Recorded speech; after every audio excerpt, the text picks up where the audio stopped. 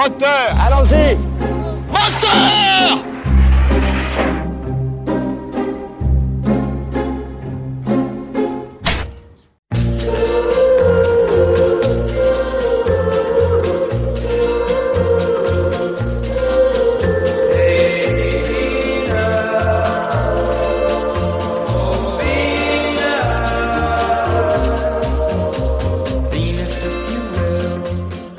Et oui, alors donc ça c'est la musique du fameux film Priscilla, écrit, réalisé par Sofia Coppola.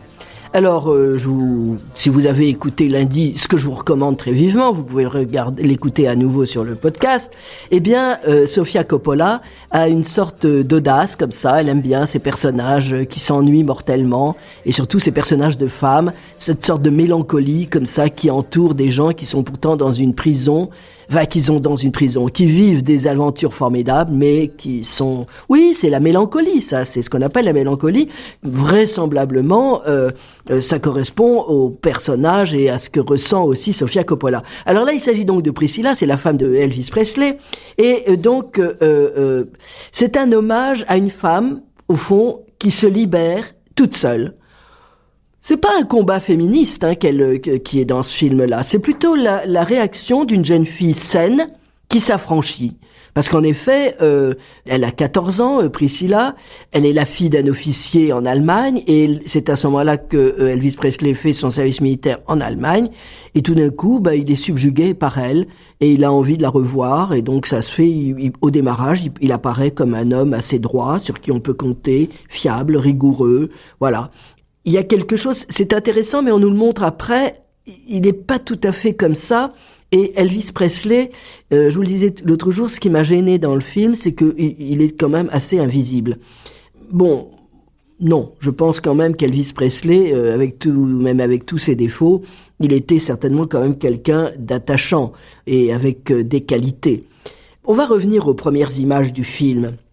Parce que comme toujours, c'est là qu'on se dit, ah, là, on entre dans un film où il y a quelqu'un qui conduit l'histoire. Toutes les images prennent leur sens. Vous avez d'abord des pieds nus qui sont filmés en plongée, des pieds nus de jeunes femmes, puisque les ongles sont faits, roses, elles marchent sur de la moquette, et puis, morcelés, vous avez comme des éléments d'un tableau cubisme analytique, c'est-à-dire plus vrai que vrai, où vous avez tout d'un coup un gros plan alors que le générique est en train de circuler, vous avez un plan de cils, de faux cils, du rouge à lèvres, des bribes de décor, un éléphant blanc, un piano blanc, un lustre à pampi, au fond, tous les éléments qui font la synthèse du film. C'est-à-dire un environnement de pacotille, d'artifice, pour une jeune fille nue. Une jeune fille qui n'était pas du tout de ce monde-là et qui se retrouve complètement à marcher comme ça sur cette moquette. Donc ça, c'est très intéressant. On part sur un film qui intrigue. Et puis le film commence, si je puis dire, à son commencement, c'est-à-dire au début de l'aventure entre Priscilla, puisque ce film est quand même basé sur la mémoire de Priscilla, cette jeune fille qui est présentée à Elvis. Elle est présentée d'ailleurs par un ami de la famille. Et donc je vous le disais, il est honnête, il est là, il demande aux parents, il vient la chercher, et puis il est en train de faire son service militaire. Mais il y a deux Elvis, parce que entre cet Elvis qui est là, qui est pas grand-chose, puisqu'il est aux ordres de son service militaire, évidemment. En plus de ça, il aimerait bien rencontrer la jeune fille d'un officier supérieur. Bon, voilà, il se tient à carreau, il est très mignon, très gentil, etc., etc. Ça veut pas dire qu'il l'est pas après, mais ça veut dire que après, devant ses fans, il est un peu con. Excusez-moi, il n'y a pas d'autre terme, parce qu'il est entouré, je vous l'ai dit, déjà par des garçons qui le badent. En tout cas, est-ce qu'il est d'accord ou pas, j'en sais rien, mais lui aussi peut-être est entouré d'une sorte de mélancolie. Mais en revanche, vivre avec lui, la façon dont Priscilla le raconte et la façon dont Sofia Coppola le montre, c'est un gouffre d'ennui et de débilité. Et même pour donner plus de crédit à sa thèse, Sofia Coppola, parce qu'il y a des parties autour de la piscine où il y a tous les copains qui sont là, qui plongent dans la piscine, enfin bon, et ce qui peut se passer aux États-Unis, elle fait exprès de temps en temps de mettre une image qui est comme fabriquée avec des effets, c'est-à-dire que les bords sont surexposés, rougeâtres, comme si, pour faire croire qu'au fond, c'est un film qui a été fait comme si c'était une image d'archive, faite en Super 8 ou en 16 peut-être, mais par un des individus qui était un des invités. Et donc, voilà, c'est image dans l'image, projection d'un film réalisé à l'époque. Bon, là, évidemment, c'est truqué. Et c'est pour expliquer que c'est bien comme ça que ça se passait, et c'est possible, hein, ça c'est pas impossible. C'est présenté comme des effets réels. Voilà, donc, et pourquoi pas, des documents réels. Et donc, si les deux, Priscilla et Elvis, au début, c'est au fond deux gamins, ils s'entendent bien parce que comme ils sont en Allemagne, ils ont un peu le mal du pays.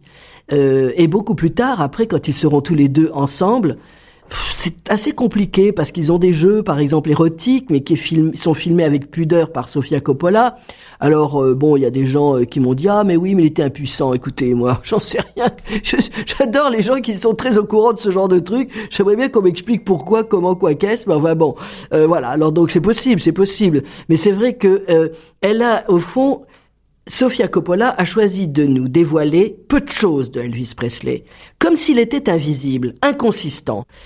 Et c'est dommage, parce qu'à un moment, il y va au cinéma avec Priscilla, et il regarde un film avec Humphrey Bogart, je pense que c'est Le Port de l'Angoisse, hein, le film de Humphrey Bogart, c'est un film de Howard Hawks, eh bien, il connaît les dialogues par cœur. Écoutez, c'est pas mal déjà, moi je trouve ça formidable. Vous croyez qu'il y a beaucoup de Français ou de n'importe qui, d'ailleurs, de basiques, qui connaissent les dialogues comme ça, à part les tontons flingueurs, mais bon, voilà, on connaît pas les paroles, tandis que là, il peut parler en synchrone avec Humphrey Bogart. Et d'ailleurs, même à un moment, à la fin, en sortant du cinéma, il explique que il aurait voulu être comédien, et les deux comédiens qui vraiment le subjuguaient, c'était Brando, oui, bon, écoutez, on peut le comprendre, et James Dean, voilà. Donc, ça explique aussi son existence et sa façon d'être.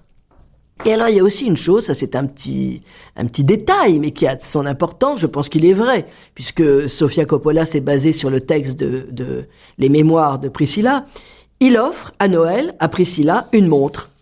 Ça, c'est pas mal, parce que inconsciemment, c'est le motif ou le mobile de leur séparation. Avec lui, le temps est très long. D'ailleurs, l'heure, elle a du mal à passer.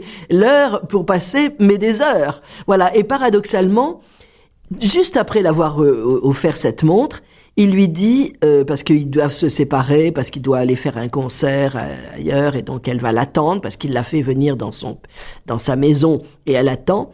Il lui dit, promets-moi de rester comme tu es. Oui, il a très envie, au fond, qu'elle ne bouge pas, que le temps n'ait aucune prise sur elle.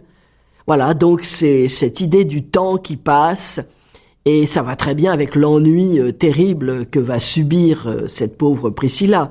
Et les années vont passer, donc il va la faire venir à Graceland. Graceland, c'est la maison néocoloniale à Cologne, qui se visite d'ailleurs aujourd'hui, la maison de Elvis Presley. Et Priscilla va y passer 10 ans. 5 ans à l'attendre, comme une jeune fille, c'est-à-dire non mariée, enfin voilà, et puis 5 ans, une fois qu'elle aura été mariée, où elle continuera encore à s'enquiquiner. Voilà, il la prend au fond pour une poupée, il l'habille, il déshabille, il lui dit ça, ne mets pas, la couleur bleue c'est la seule chose qui te convient, il la maquille, c'est une poupée, voilà, et avec laquelle Elvis joue. Et comme il joue d'ailleurs avec ses copains, il va dans les auto-tamponneuses, voilà, c'est du même acabit semble-t-il, et tout ça évidemment sous l'usage excessif de médicaments, des drogues peut-être, les LSD j'en sais rien, mais en tout cas on voit il passe des médicaments pour être en forme, des médicaments pour dormir, enfin bon bref, comme beaucoup malheureusement. Et donc il y a toute une série de plans identiques qui montrent le rituel du vide, notamment entre les petits déjeuners. Vous savez, ils sont là dans la chambre, je sais pas ce qu'ils font, hein, on sait rien, je sais pas, mais toujours est-il qu'à chaque fois, on amène le petit déjeuner dans la chambre, et c'est donc continuel. Il y a au moins, je crois, 4 ou 5 plans identiques, et ça sent le vide. À un moment, il faut même une photo, parce qu'ils sont mariés maintenant, ils ont même un enfant, une fille, une petite fille, et donc on fait des photos de famille, ils sont tous les trois. Même là, ils ont beau changer de position, etc. C'est toujours, le regard est vide, il se passe rien, ils sont morts, ils n'existent pas, il y a pas de famille, il y a que dalle, voilà. Et donc, on sent bien quand même que Priscilla va finir par, beaucoup de femmes peut-être seraient restées, mais en tout cas, il y a un plan, on la voit à travers une fenêtre, elle a le front posé sur la fenêtre. La fenêtre est comme d'ailleurs des barreaux, puisque c'est des grands carreaux, donc on voit les chambranles de la fenêtre. Elle regarde à l'extérieur. On se dit, Un jour ou l'autre, elle va ouvrir la fenêtre et partir, en effet. Et c'est le plan qui précède la décision où elle part. Elle va partir. Et ça, c'est très intéressant parce que ça veut dire qu'elle va quitter le in avec Elvis Presley pour aller dans le off. Mais, le dernier plan du film, elle est dans une voiture, donc petit microcosme, on la voit à travers la vitre, elle part. Elle a trouvé son propre in, si je puis dire. C'est-à-dire qu'elle quitte celui de Elvis Presley pour devenir elle-même dans une maison qu'elle va se construire peut-être et arriver à devenir quelque chose. En tout cas, elle part dans le off pour créer son propre in, si je puis dire. Voilà. Et donc, je trouve que c'est très intéressant, c'est finement réalisé. On peut pas dire le contraire. Moi, je vous le recommande très vivement. Bon, je regrette effectivement qu'on n'ait pas mis un peu plus en valeur Elvis Presley, mais bon, en même temps, le film s'appelle Priscilla, donc là, au moins, c'est gagné, quoi. Voilà. Donc, je vous propose, on écoute la bande-annonce du film Priscilla. Bonjour, je m'appelle Terry West. Et vous? Priscilla Beaulieu. Vous aimez Elvis Presley? Bien sûr, comme tout le monde. Alors qu'est-ce qu'ils écoutent les jeunes ces temps-ci? Bobby Darin et Fabian. Et vous? Quelles sont exactement vos intentions, monsieur Presley? Vous avez un tas de femmes qui se jettent littéralement à votre cou. Pourquoi, ma fille? Monsieur, j'ai beaucoup de sympathie pour votre fille.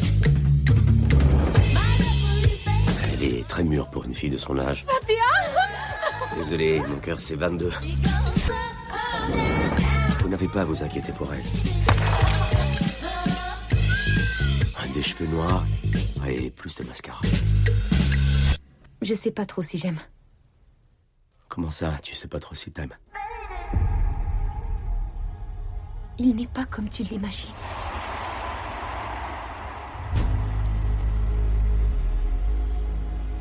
Tu sais, il y a plein de rumeurs qui circulent sur vous deux. Est-ce que t'as quelque chose à cacher? Absolument rien à cacher, merde! Il me faut une femme capable de comprendre que ce genre de choses peut arriver. Tu veux être cette femme ou pas?